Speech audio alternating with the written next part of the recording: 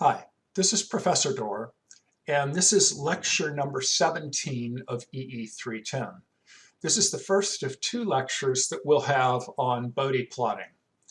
Now, there are some in industry and academia who will tell you that Bode plotting is really an outdated technique because it really gives an approximation of the frequency response.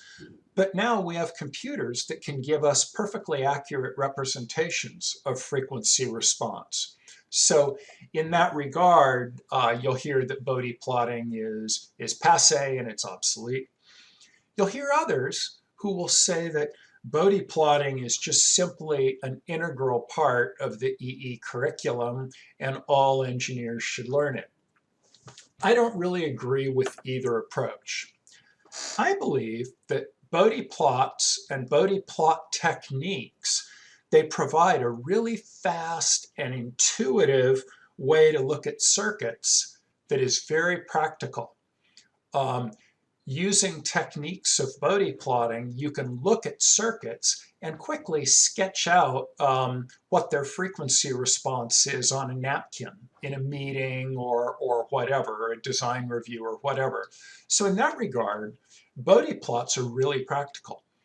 But for a more complicated circuit, would I ever do a really complicated Bode plot? So I'm going to show you the technique of Bode plotting, but I am going to also kind of give you my take on where it might be used, where it's practical, where it'll help you in your career when you're actually working in industry. If you've seen Bode plots before, you might remember things like 6 dB per octave, 20 dB per decade, break frequencies, poles and zeros at the origin, etc. But you probably don't really remember where those come from because they're kind of like complex numbers, they're kind of like phasors. You get so used to actually going through the procedure that you lose sight of where it comes from. And then the where it comes from kind of turns magical and you just don't remember it. But what I want to do is we're going to derive the basic relationships, all those things I just talked about, the break frequencies, the 20 dB per decade, the poles and zeros at the origin, all that stuff. We're going to do some really quick little derivations, and you're going to see how simple they actually are. When I took this course many years ago, our instructor kind of just jumped into the techniques. And I came out of college thinking it was all magic.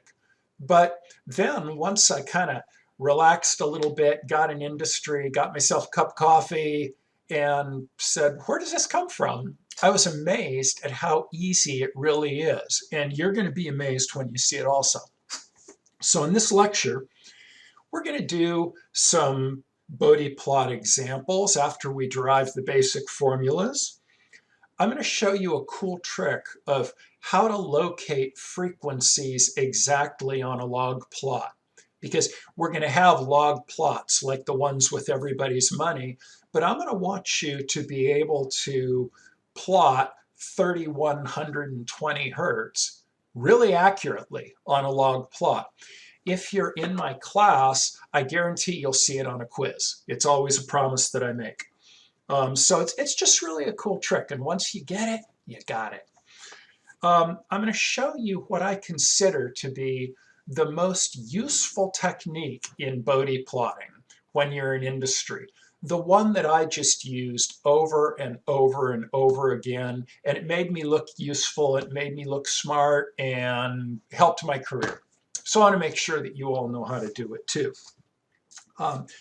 So let's get started.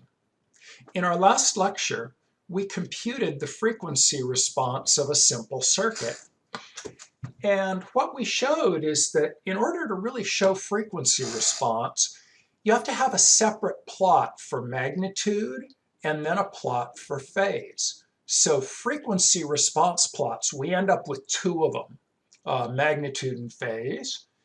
And We plotted it in MATLAB with my little compute frequency response script. And I also showed you asymptotic analysis and tried to give you a good sales pitch on why it's so useful.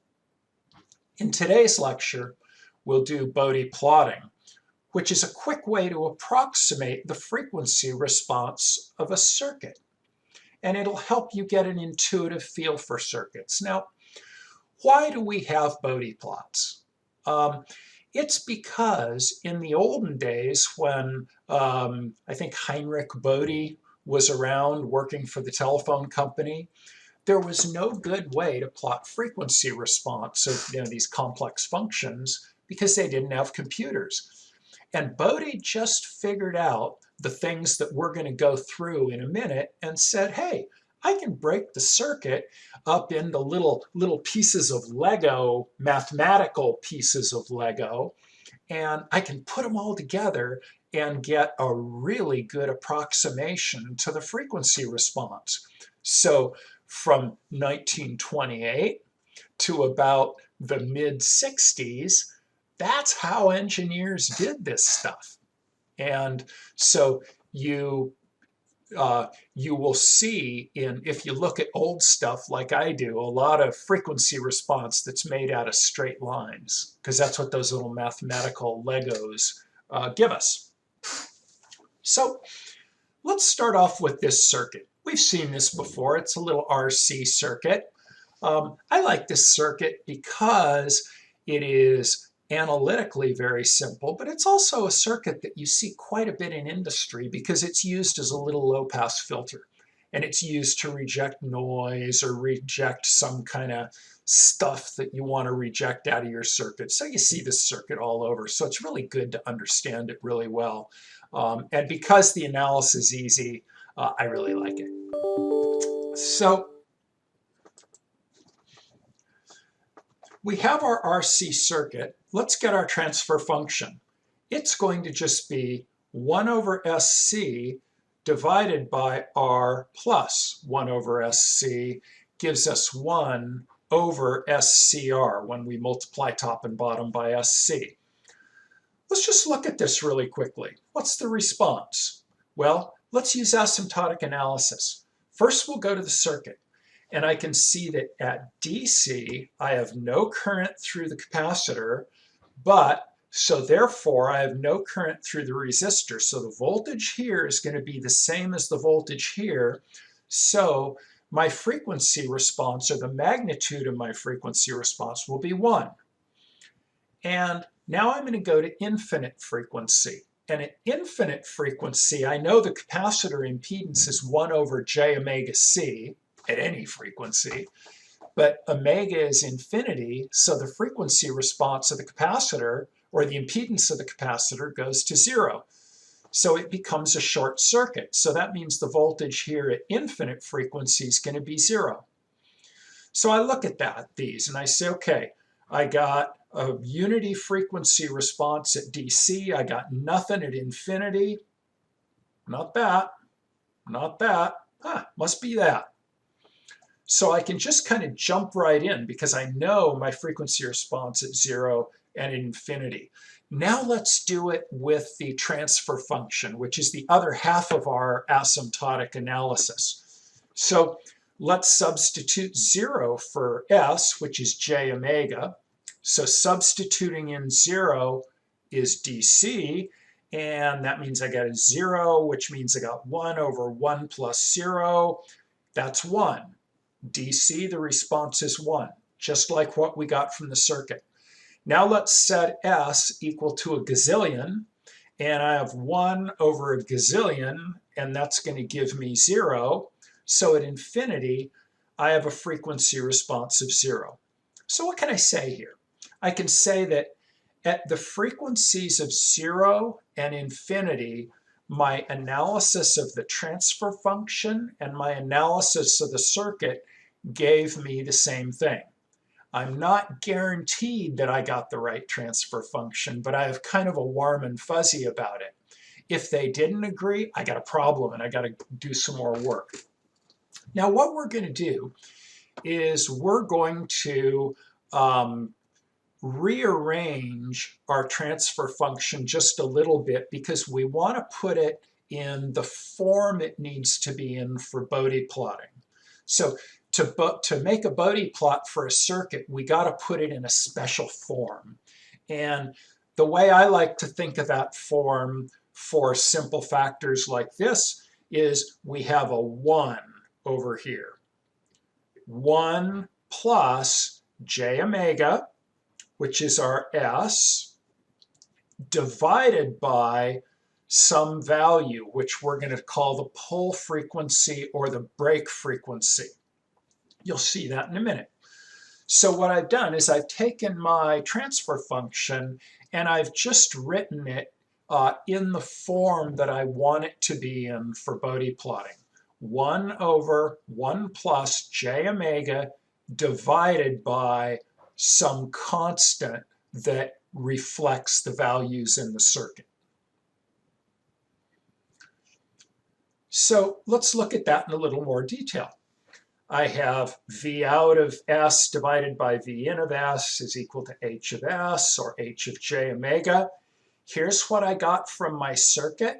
And I said again, this is a toadstool, because remember the toad hops from lily pad to lily pad and just lands on the little landing points. And that's how we simplify our engineering problem. We don't go swimming with the alligators from toadstool to toadstool. We kind of hop over them.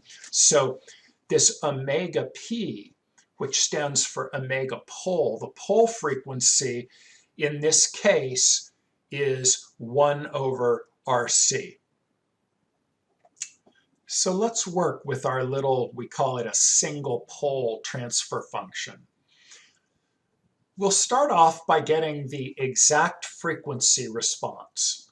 And I'm going to look at the magnitude frequency response of this circuit. And I'll do that by just using the Pythagorean theorem. So the exact magnitude in dB will be 20 times the base 10 log of 1 over root 1 plus omega squared divided by omega p squared. So now I'm going to approximate the frequency response using this function. First thing I'll do is say, what does the frequency response do at low frequencies? And then I'll say, what does it do at high frequencies? So at low frequencies, I can approximate this by saying that omega is very small. So what I really have is just 1 over 1 plus 0. That means I have 20 times the log to the base 10 of 1, which is 0 dB. So at low frequencies, 0 dB, no attenuation. Go back to our asymptotic analysis. Yep, DC gets right through. Now let's approximate the high frequency response. So at high frequencies, my omega squared divided by omega p squared is going to be much greater than 1. So what I'm going to do is say this 1, it's not there anymore. I really have 20 times the base 10 log of the square root of just omega squared over omega p squared. And I take that square root and then get rid of the fraction here. And I have 20 times the log of omega p over omega.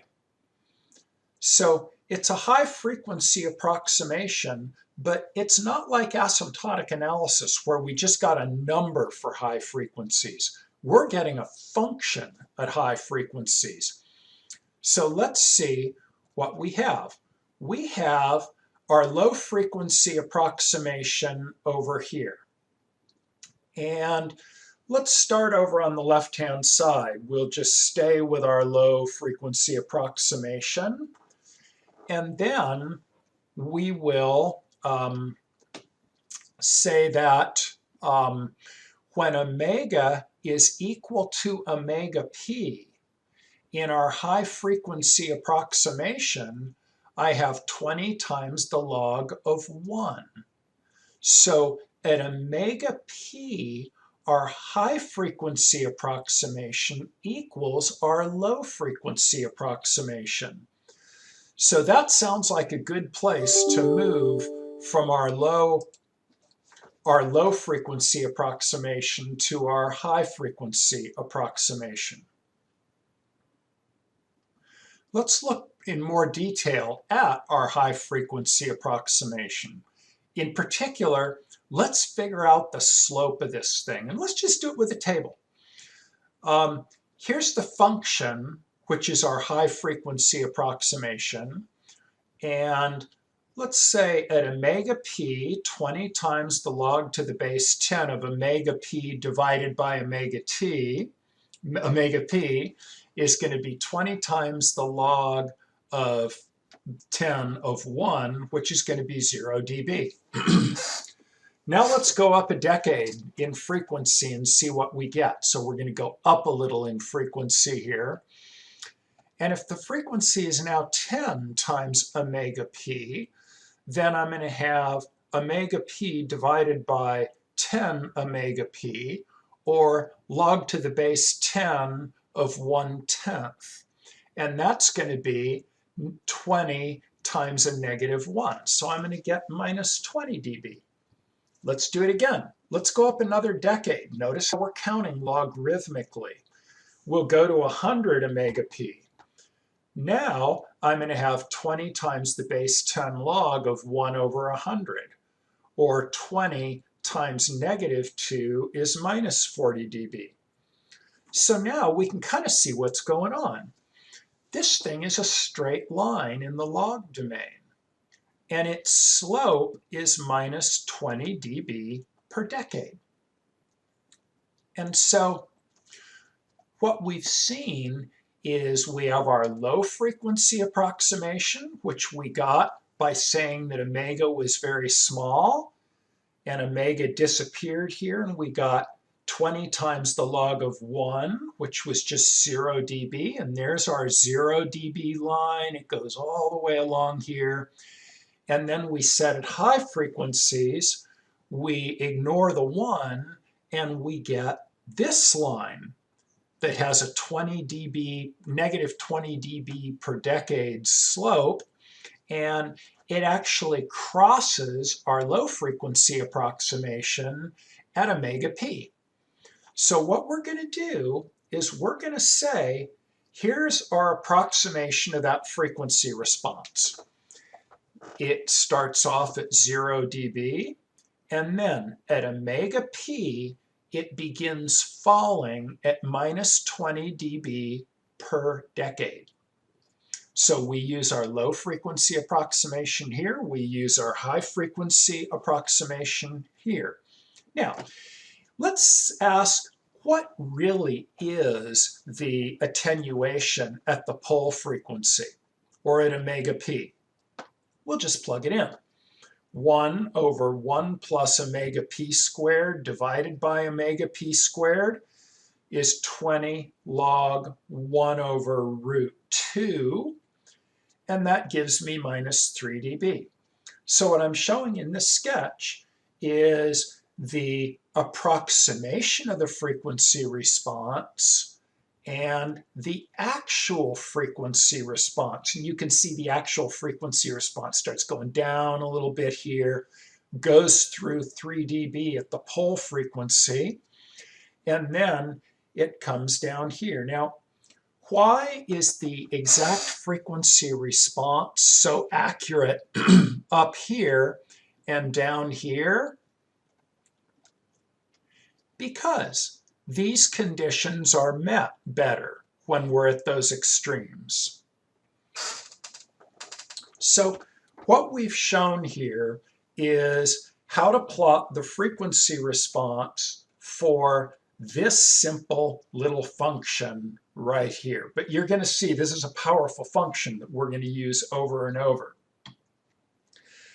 Now what I'm going to do is I'm going to say, let's say that h of j omega can be factored into a whole bunch of terms that look kind of like that term that we just plotted.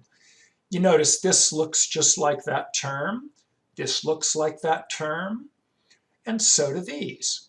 Here's a term that doesn't quite look like those terms, but it looks kind of similar, and we'll take care of it in a bit. And here is a constant term. It's just a constant. It's 10 or 100 or 75 or something like that. Let's give these terms names. Here's our constant term. Here, these are called poles.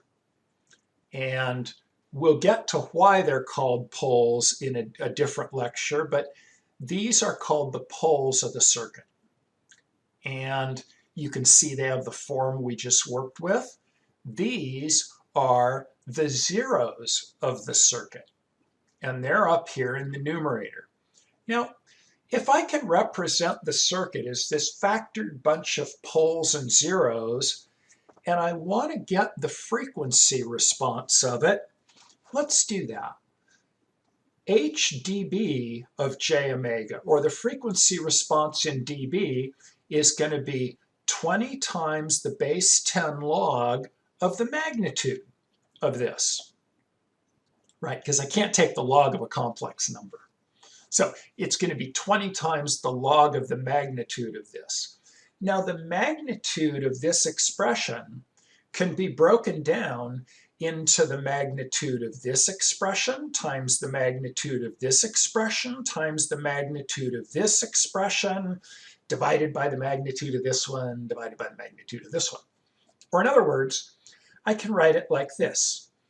20 times the base 10 log of the magnitude of term 1 of j omega times the magnitude of term 2 of j omega times the magnitude of term 3, and then divided by the magnitude of term 3, etc. So I'm breaking things up. Now I use this wonderful property of logs, and I'm sure Heinrich Bode was really excited to see this in 1928. We can see that if we're taking the log of a bunch of things that are multiplied together, that means we can take the log of each one and add them, because the log of the product is the sum of the logs. So h dB of j omega is going to be 20 times the log to the base 10 of the magnitude of term 1, plus 20 times the log to the base 10 of the magnitude of term 2, minus, because they're in the denominator, 20 times the log to the base 10 of term 3 minus 20 times the log to the base 10 of term 4. So this is absolutely crucial to the idea of Bode plotting, which is we factored our transfer function, and now we can handle each term independently, because I can get this line or this plot on the Bode plot, and I could plot this plot, and then I could plot this plot. In theory, I could plot them all together, and then I could just go through and add all those terms up to get the final response. So this is another way dB is helping us with this. So what I've shown is that we can handle the terms independently and then add them. So we already saw pole behavior, and here's a nice little synopsis of it. At low frequencies, it's 0 dB, and at the pole frequency, which we'll also call the break frequency, because that's where this line starts breaking away, we go down at negative 20 dB per decade. Now, if you went through the same argument that we just went through a page or two up, you'll see that for a zero term, or in other words, a term like this, it also has 0 dB at low frequencies, but at higher frequencies it starts going up instead of going down. So here's what our zeros are going to do. Now let's handle an easy one. Here's our constant term. Remember, we're just breaking everything up. So this term is going to generate just 20 times the base 10 log of k.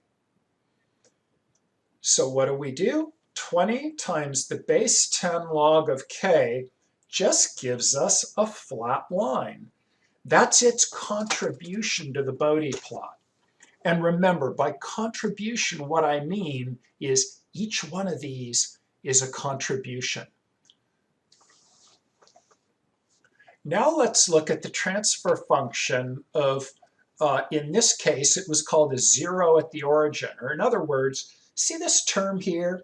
It looks different than these terms. It's not 1 plus j omega over something. It's just j omega all by itself. So how do I do a Bode plot of that term? Well, we go right back to the first principles.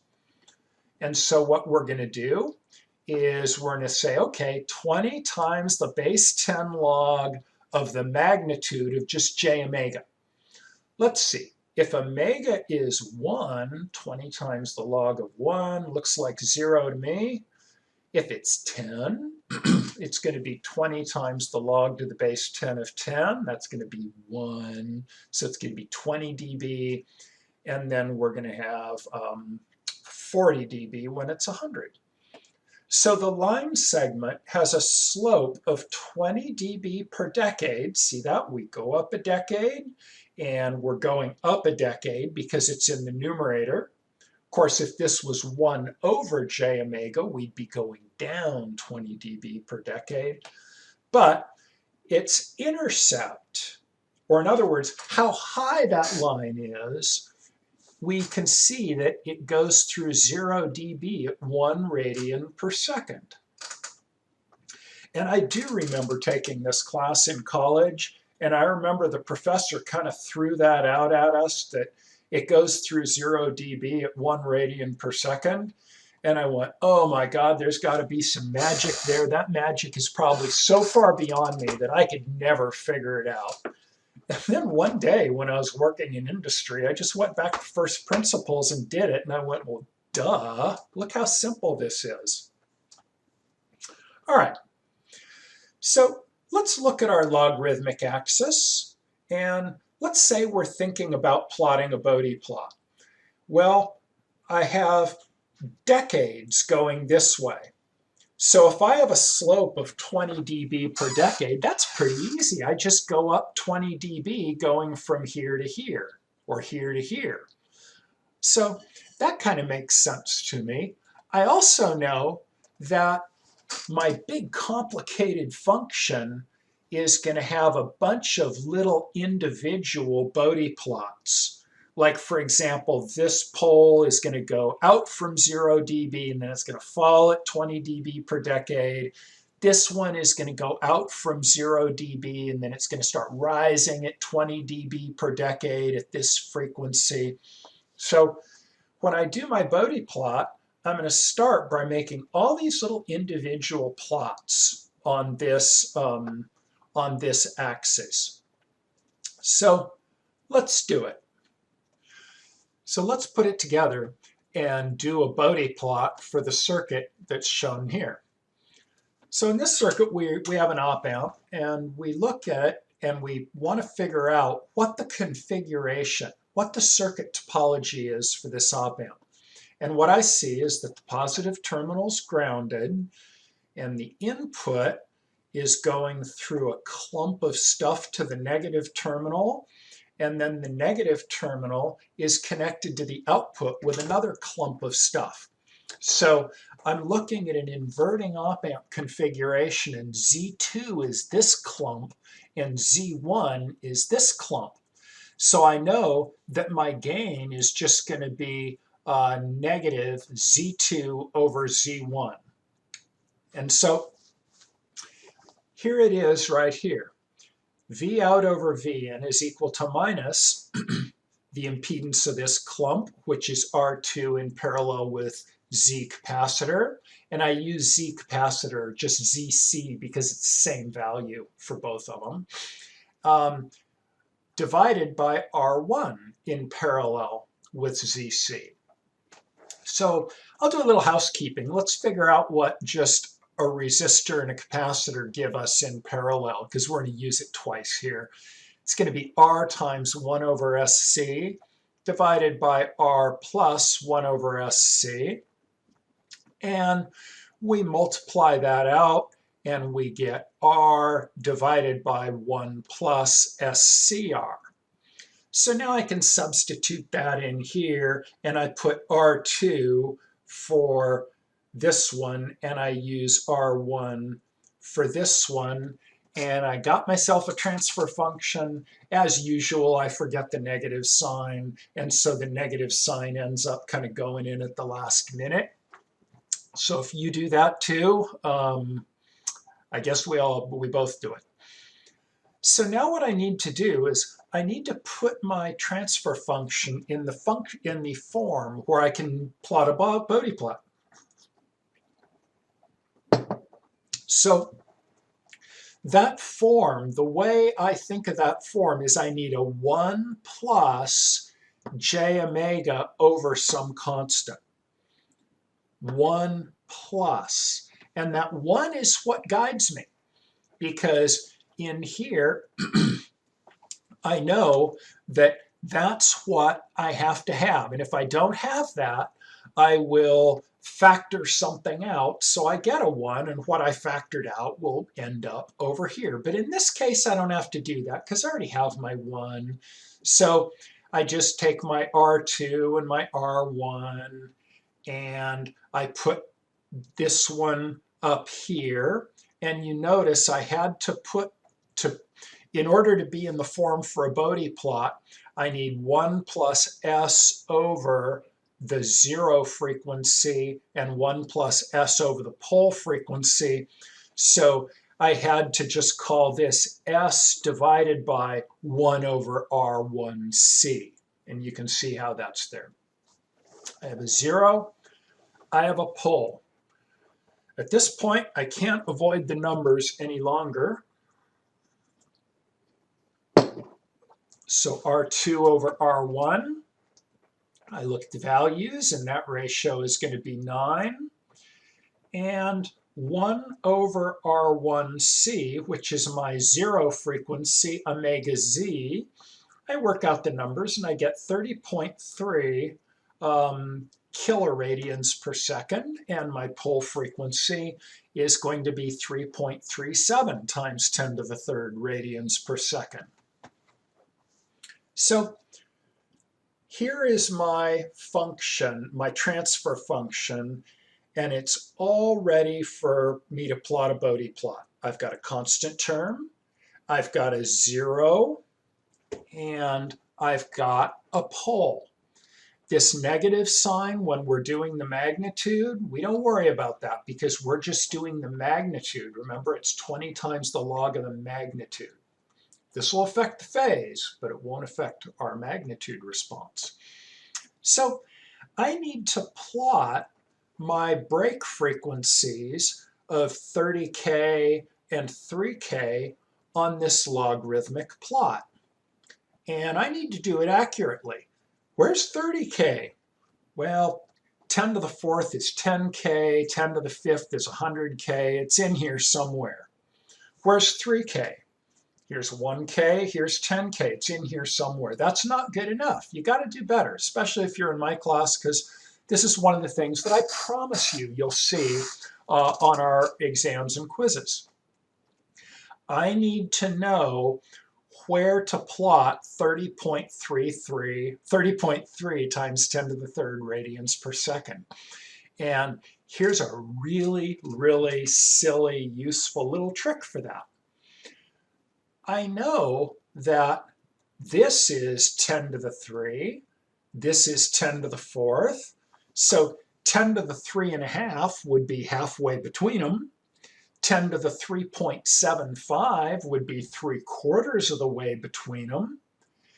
10 to the 3.33 would be 1/3 of the way between them, because what's going up is the exponent. 10 to the 2, 10 to the 3, 10 to the 4, 10 to the 5, 10 to the 5.5, 10 to the 5.6, whatever. But you can see that if I know the exponent of what I want to plot, I can eyeball it right onto this curve. So what I'm going to do is I'm going to take my zero frequency, which is 30.3 times 10 to the third radians per second. I'm just going to take the base 10 log of it, because 30.3 times 10 to the third is equal to 10 to the 4.48. So where is 30.3 radians per second on this plot? 10 to the 4.48, that's really 10 to the 4.5. Easy, 10 to the 4.5, put it in the middle. Let's do the next one. Here, the pole frequency is 3.37, and so we take the base 10 log of that, and I have 10 to the 3.53. And you can see I gave you nice numbers here, so it would be easy to plot them. But you got to take that base 10 log. Here's 10 to the 3.53. Might as well be 10 to the 3, right? So now I know exactly where those points are on this graph. If you're in my class, you will have to do this on the quizzes. Okay, so now we've got our function. It's all in the right form. It consists of a zero, a pole. There's no zero or pole at the origin, otherwise we'd have a j omega all by itself. A zero, a pole, a constant term. We know where to plot our break frequencies because we know how to do it on that log plot now. So what we're going to do now is we're going to plot individual plots for each term, and then we're going to add them all together because that is what I can do because I'm using logs.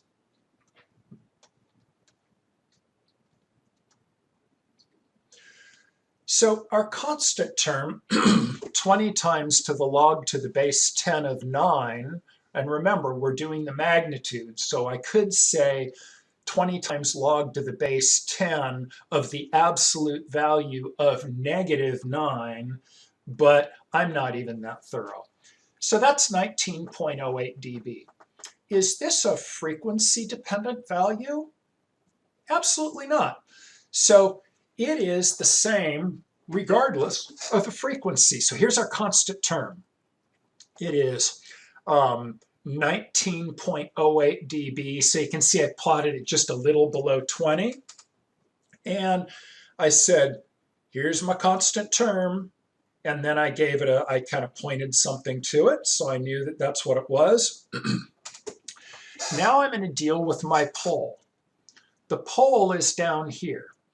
I know it's going to give me a flat line at 0 dB at low frequency, and then it'll break at the pole frequency, which is 3.37 times 10 to the third, which is 10 to the 3.53.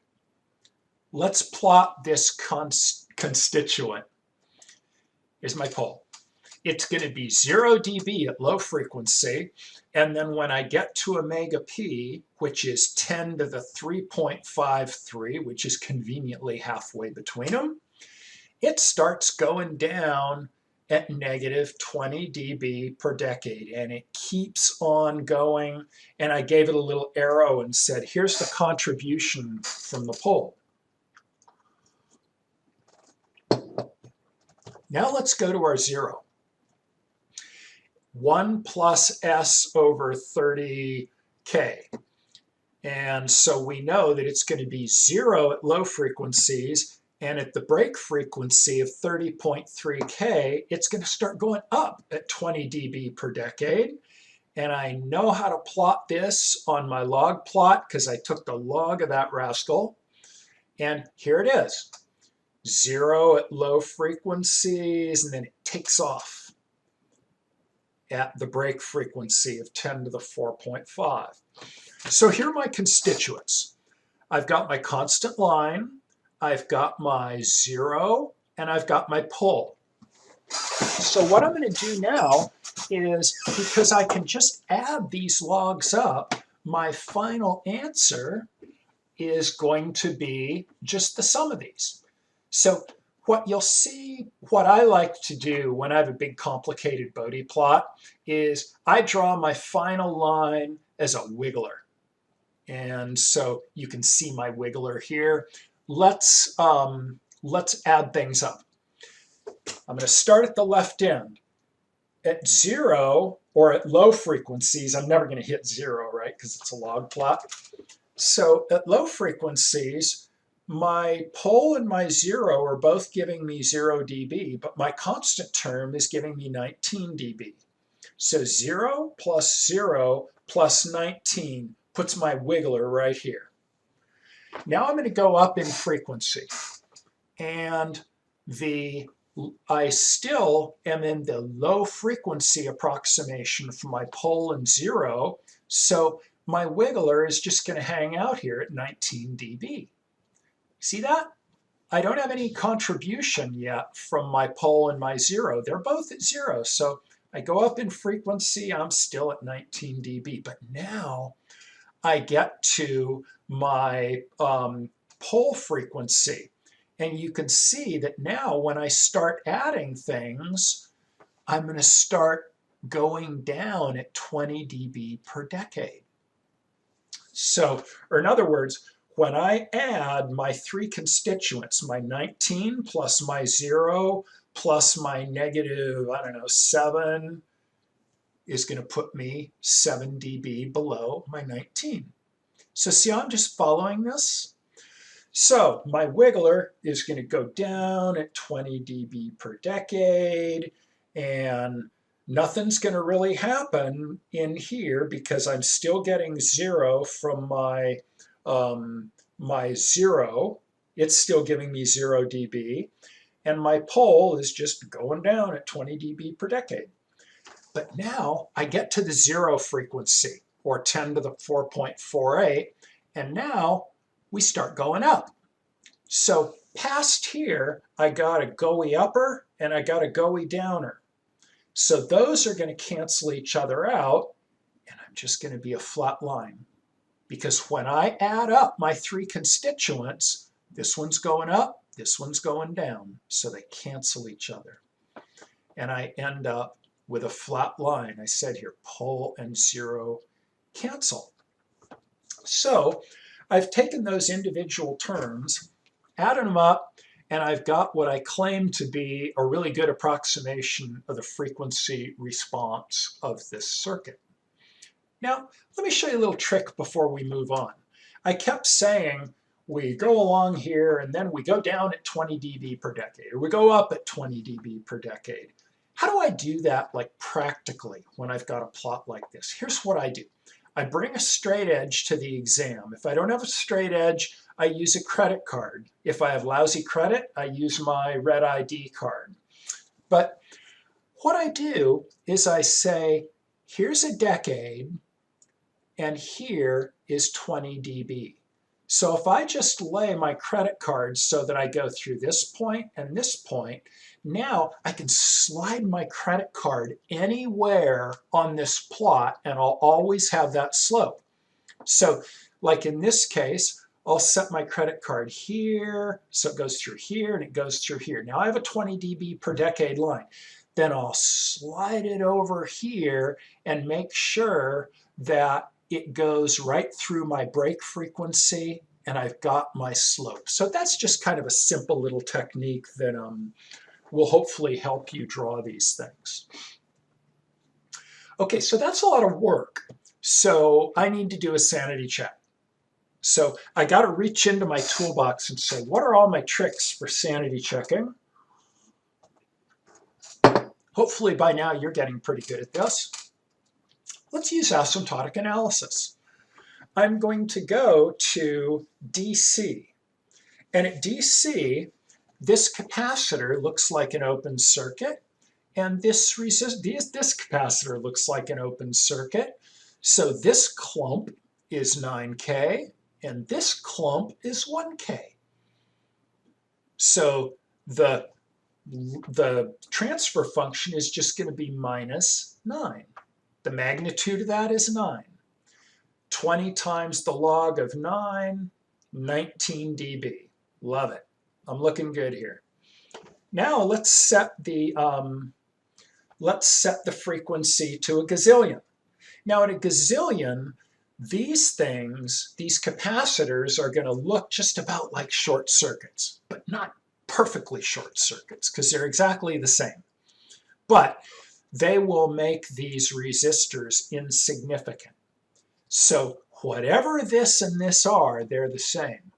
So Z2 over Z1 equals 1, gives me 0 dB, because Z2 and Z1 are the same at high frequency. So I better see 0 dB up here. I'll be damned, look at that, 0 dB. And so I look at my plot here and I go, wow, that was a lot of work up there, but looks like I got the right answer. A lot of things got to be right. If I didn't have this 0 frequency, I would have kept going down further before I got flat, and I wouldn't have got my 0 dB. But I did go down the right amount, and it just happened to stop at 0 dB. So I'm loving my wiggler here. It's looking good.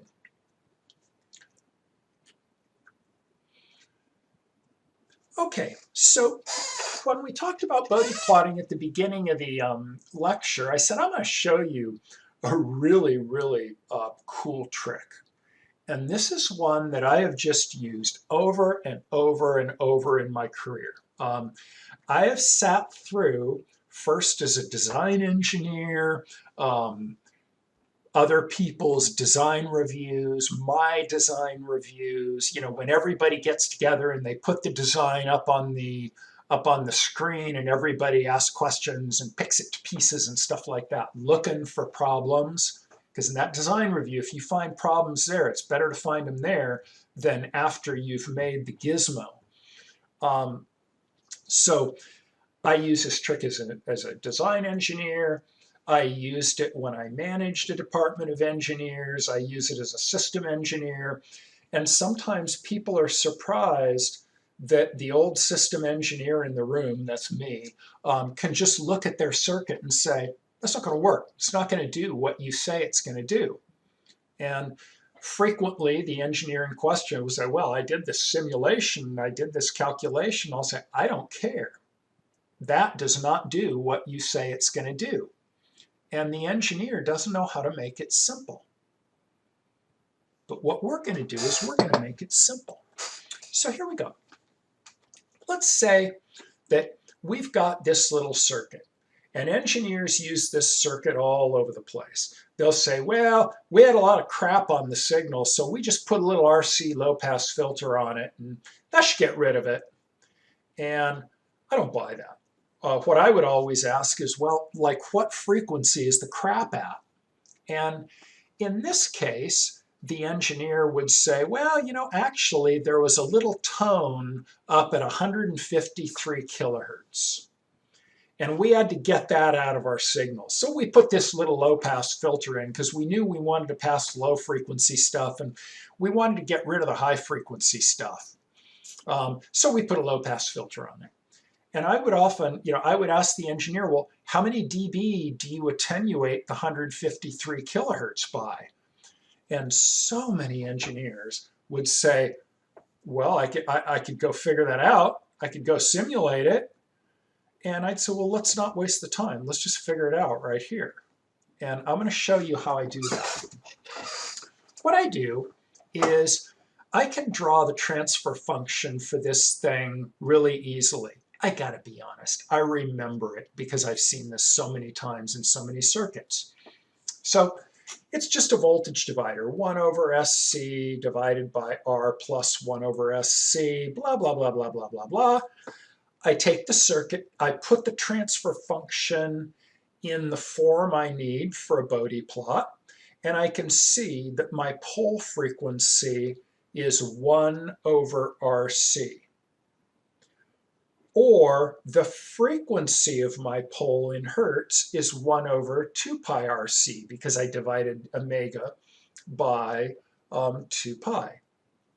So the pole frequency here is 994.7 hertz. And I got that really easy. I just said it's just 1 over 2 pi RC. So here's the deal. I want to find the response at 153 kilohertz. So I know the response is going to be about 0 dB at the pole frequency. And I know that the response is going to drop at 20 dB per decade. So really, I start here, I know the slope, I just need to know how many decades there are between 994 hertz and 153 kilohertz. That's an easy problem.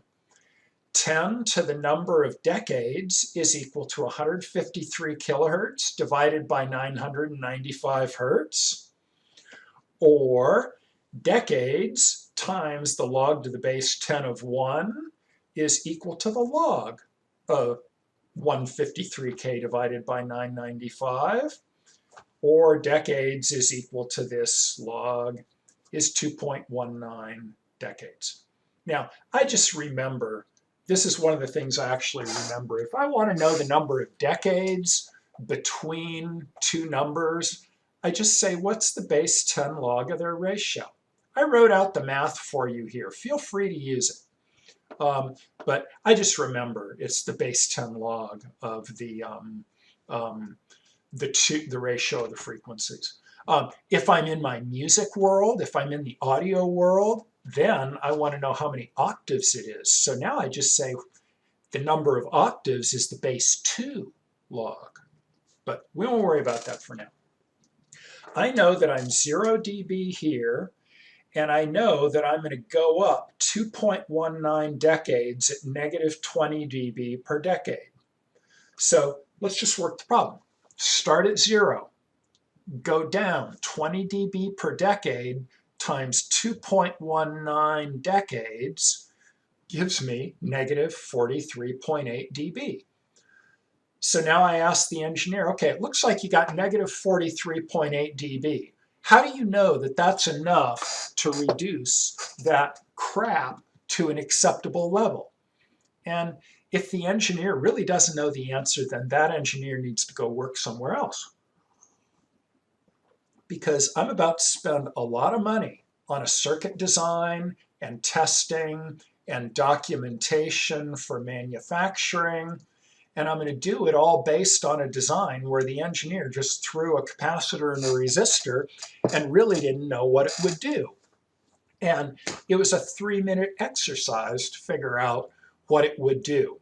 So I always encourage you to be more tactful than I might have been in a situation like this. But when you see these circuits going by on the whiteboard, figure out what they do. Remember that at least sometimes an engineer would have overly relied on simulation or just used the seat of their pants. Use what you learned in school practically, and you'll go up in the organization, you make more money, and then you come back and visit Professor Dorr and buy me a cup of coffee, and we'll have a good conversation and some laughs.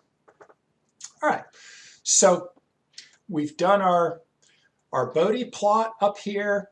We've talked about the most practical trick that I know where Bode plots really, or Bode plot techniques really help.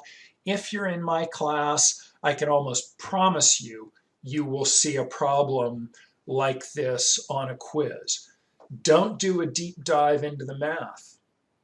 Just find out a known point, find out how many dB per decade you got to go down, and just follow your line down and spit the answer out in dB. All right. Now I want to look at another problem. And for this problem, I have all kinds of fun terms. I want to get a Bode plot for this transfer function. I got a constant term. I have a 0 at the origin. I have a pole, and I have another 2 poles in the same place. So the first step is that I'm going to put this transfer function in the form that it needs to be in for getting a Bode plot.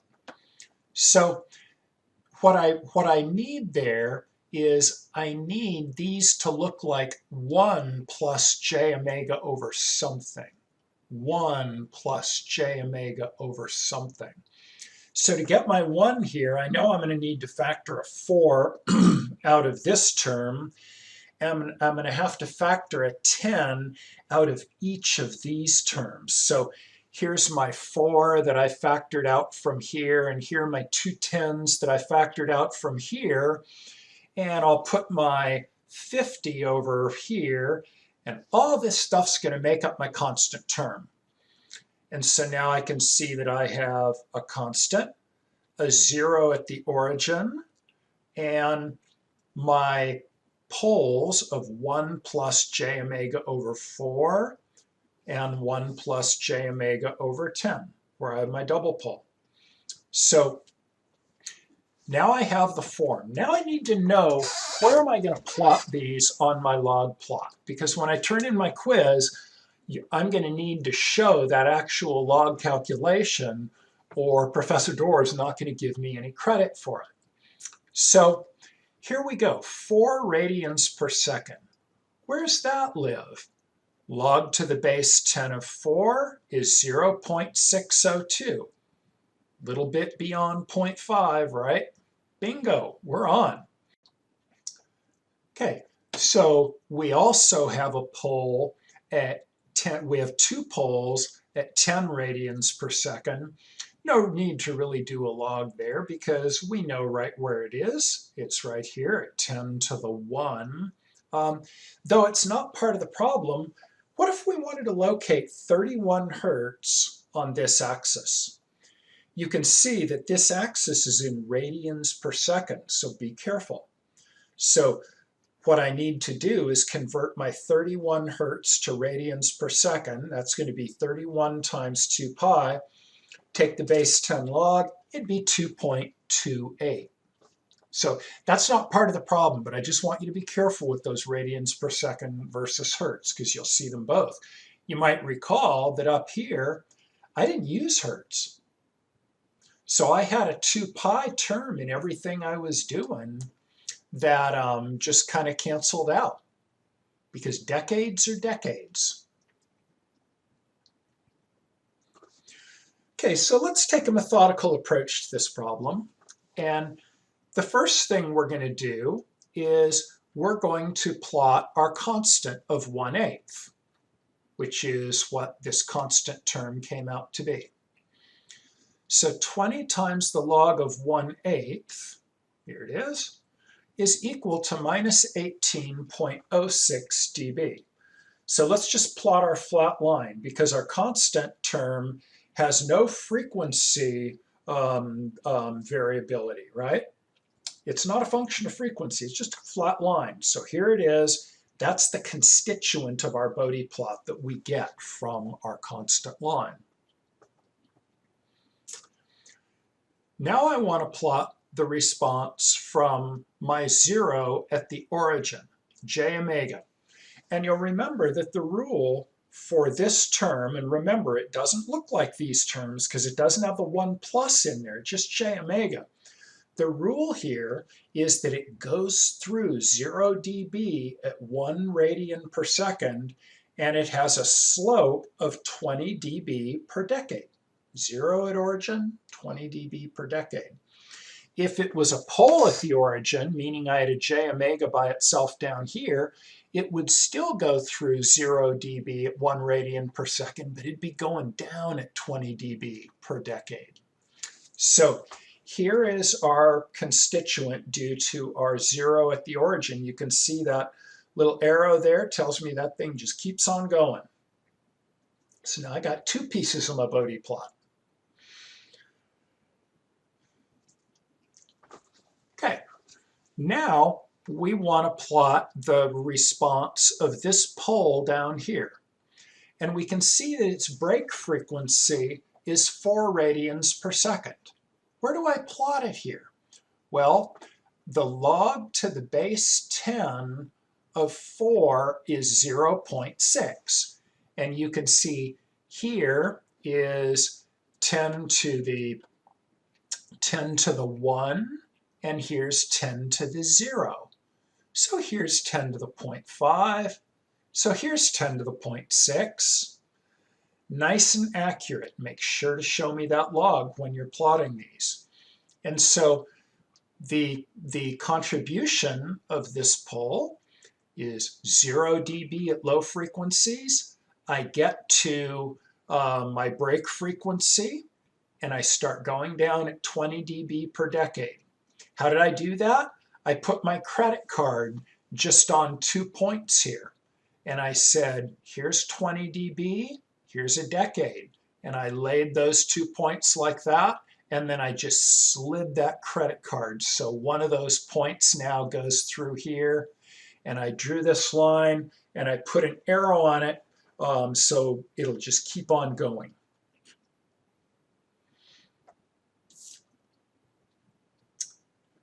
Okay, my next constituent is going to be my double pole at omega equals 10. And of course, the break frequency is easy to find because here's 10 radians per second. And if I wanted, I could plot 2 lines both going down at 20 dB per decade, right? Because there's 2 poles here. And they'd be right on top of each other. And I know I'd screw it up because I wouldn't see that there were 2 of them. So what I'm going to do is just say that the pole frequency is 10 radians per second, and we're going down at 40 dB per decade. Or in other words, I go over a decade, I go down 40 dB. And then I give that rascal a little arrow to show that it keeps on going. Now it's time to put my plot together because I've plotted all my individual constituents.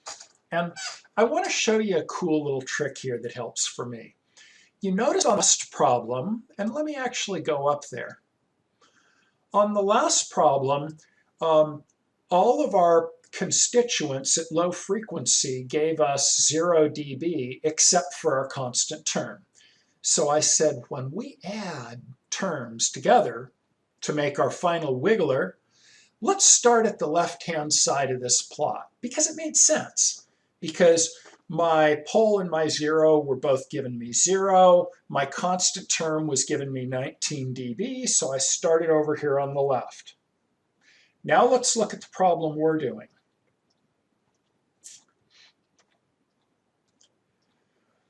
For this problem, things get a little busy on the left because I have this 0 at the origin that's kind of coming out of the abyss here and going up at 20 dB per decade.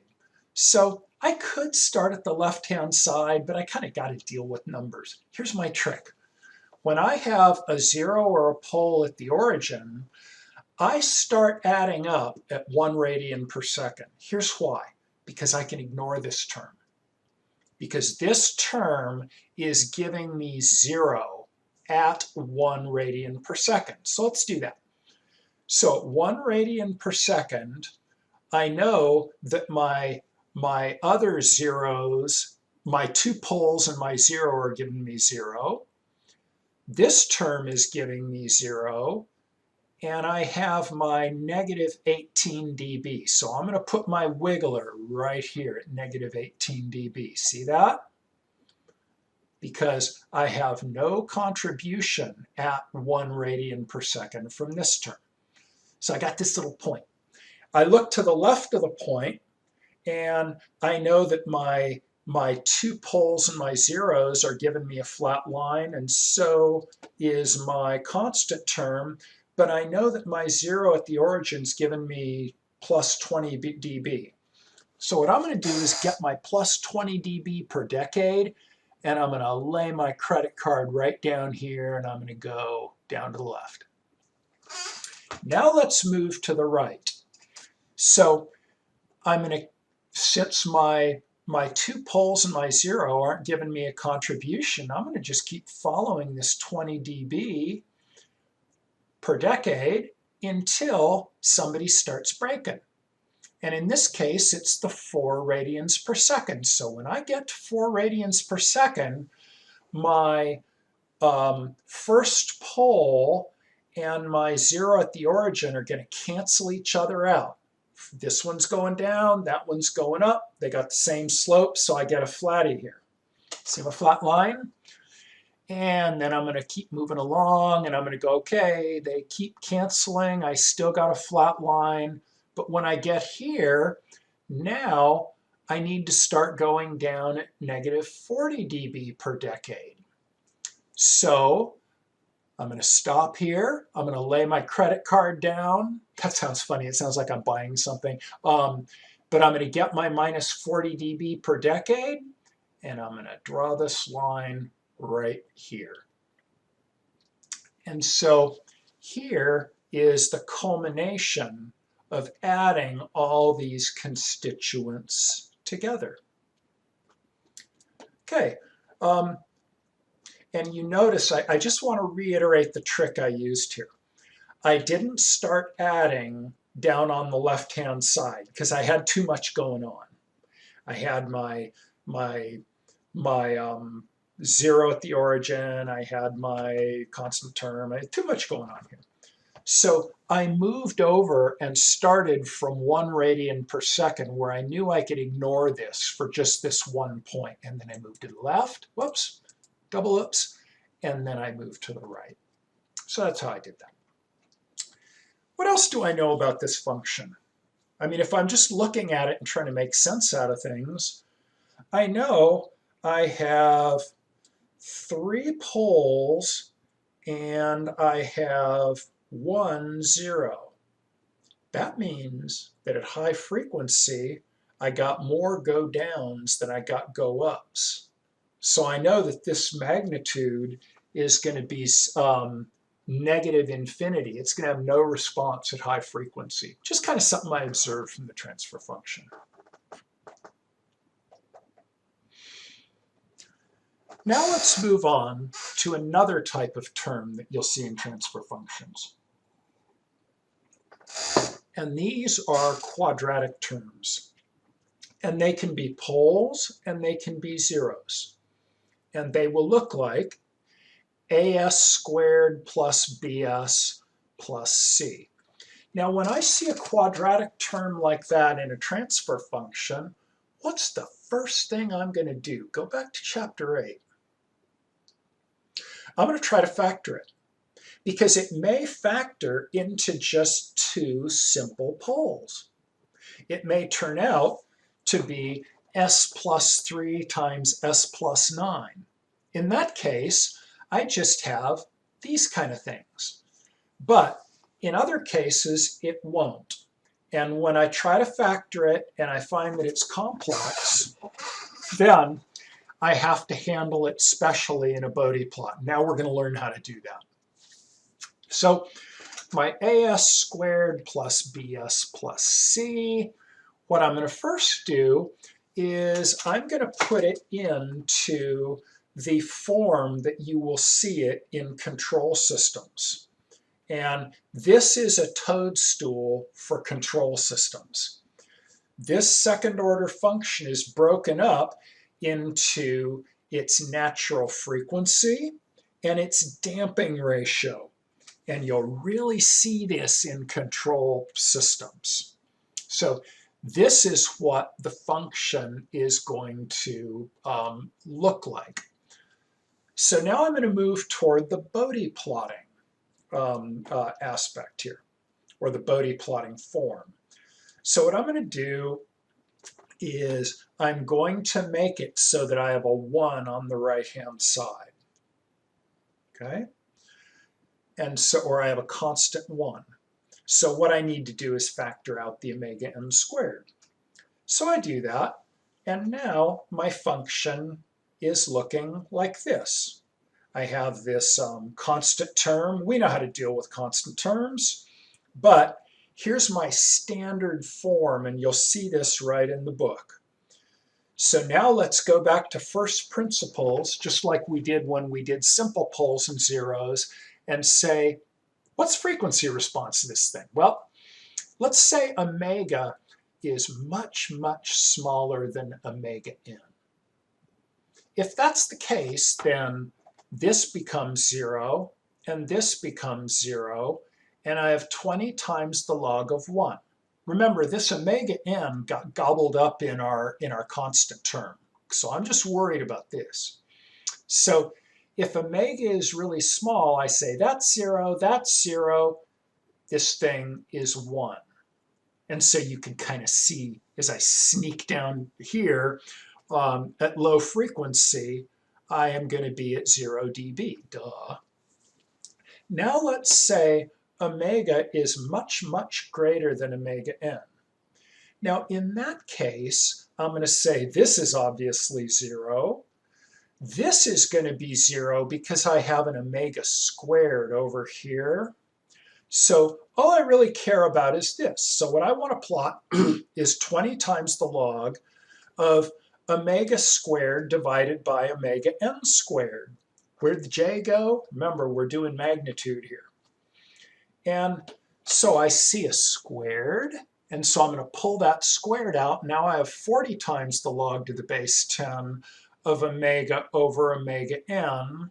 And if I made a little table like I did before, I will see that my slope is 40 dB per decade, right? Because if I was like 10 omega n, then it would be 40 times the log of 10, blah, blah, blah. But I can see my slope here is 40 dB per decade. And what we're going to find is that at omega n, this Bode plot does some weird stuff. Or in other words, at low frequencies, we got a flatty, and that flat line is at 0 dB. At high frequencies, we are going to have we are going to go down at negative 40 dB per decade. In this case, I have it shown as a pole. Here I did it as a 0, but so my 40 dB per decade turned into minus 40 dB per decade. And these are going to meet at omega equals omega n. So I know that I'm flat and 0 dB, and I know that I'm 40 dB or negative 40 dB per decade out here, but we got some weird stuff going on here. And what we're going to see is the amount of peaking in the frequency domain, the amount of frequency domain peaking is based on the damping coefficient right here.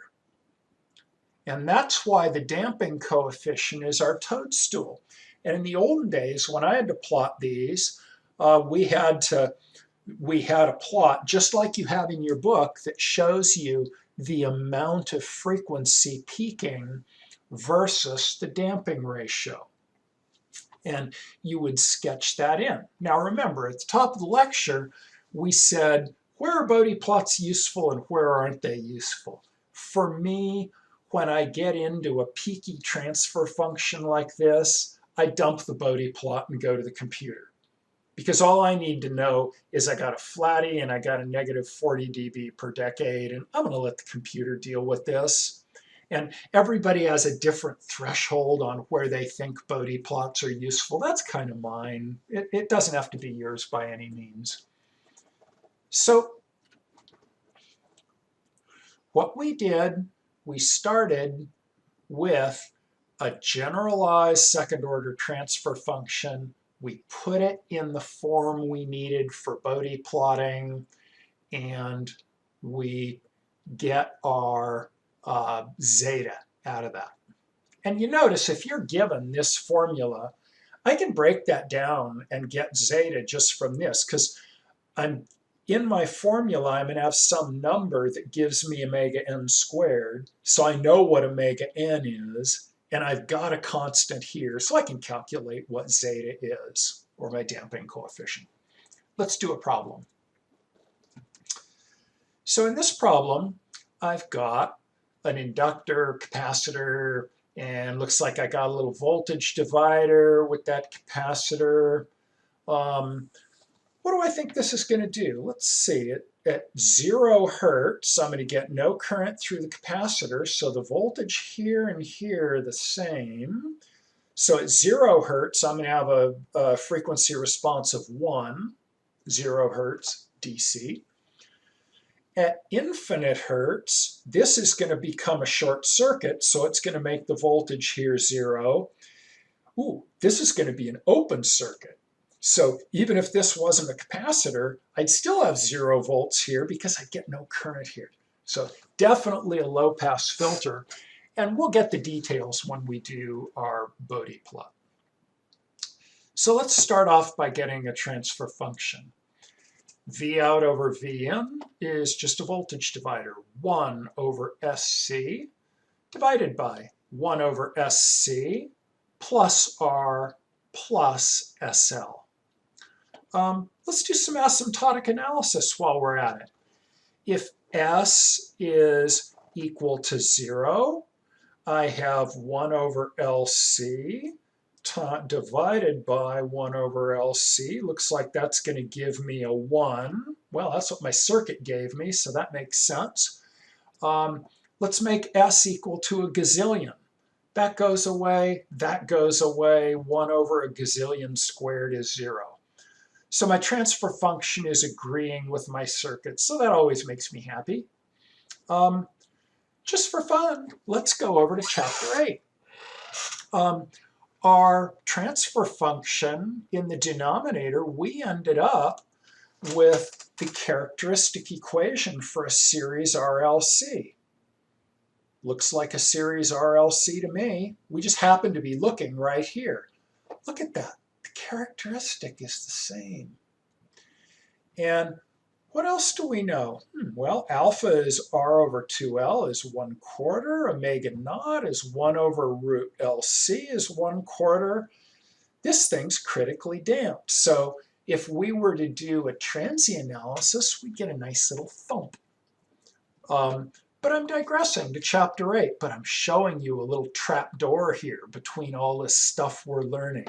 And if you're anything like me, you'll spend the next bazillion years just opening all these trap doors and having all kinds of fun with them. Okay, so I've got a transfer function, and I need to put it in a standard form for plotting. As you know, I'm in no hurry to put numbers in. So here's what we're going to do. Here's my circuit. This is what I just got for my circuit. It needs to look like my standard form. So I'm going to put my circuit function here, and I'm going to put my standard form here. And what I'm really going to try to do is figure out what these numbers are in the standard form, because they're going to help me plot my Bode plot. So let's see. I'll start off by multiplying out by 1 over LC. Why am I doing that? Why am I multiplying out by 1 over by LC?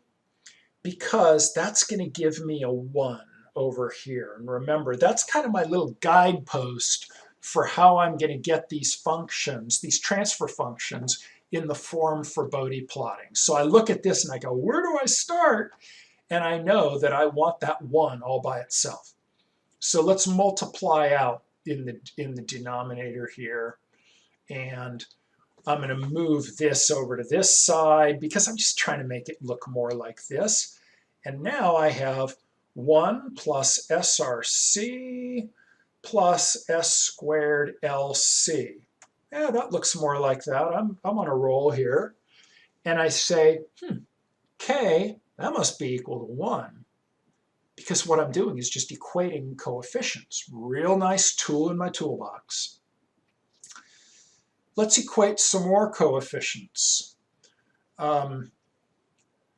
Here I have this piece is going to be j omega squared divided by 1 over LC, right? J omega squared divided by 1 over LC, because I'm putting my LC down here. and I look at that compared to my standard form, j omega squared on the top, 1 over LC here, and I say, oh, omega n squared has to be equal to 1 over LC. Boy, that sure looks like chapter 8, doesn't it? So I now know my omega n for this circuit. Now let's equate these terms here. Omega RC has to be equal to 2 zeta divided by omega n. 2 zeta omega divided by omega n. Of course, the omega is going to go away, right? Because that's the frequency variable. So I'm going to equate these. I'll solve that for zeta. And remember, I already know omega n. And I'm going to get zeta equals 1. And remember, I said the circuit's critically damped. Critically damped is a toadstool. Zeta equals 1.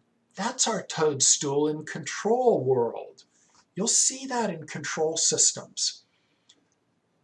So now let's summarize what we have.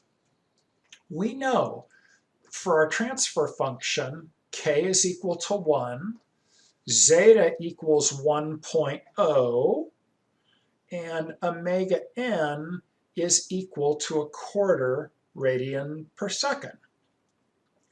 And we can equate that to our chapter 8 stuff just because it's fun. But bottom line, I now know what my Bode plot is going to look like here. It's going to be just those two terms. It is just these two poles, or this complex pole pair. And I'm going to go to my little picture in the book, which shows me how much squishiness I do for critical damping, and you'll find it looks just about like this. I'm going to start at 0 dB, and I'm going to break at 1/4 radians per second, and I'm going to go down at -40 dB per decade. And that's going to give me my Bode plot for that circuit with the complex pole.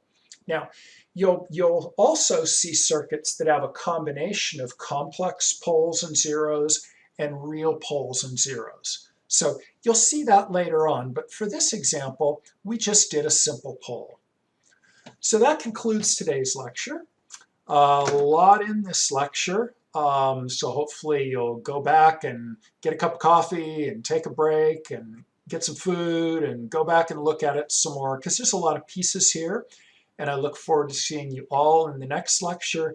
As always, I look forward to seeing all my students at my office hour.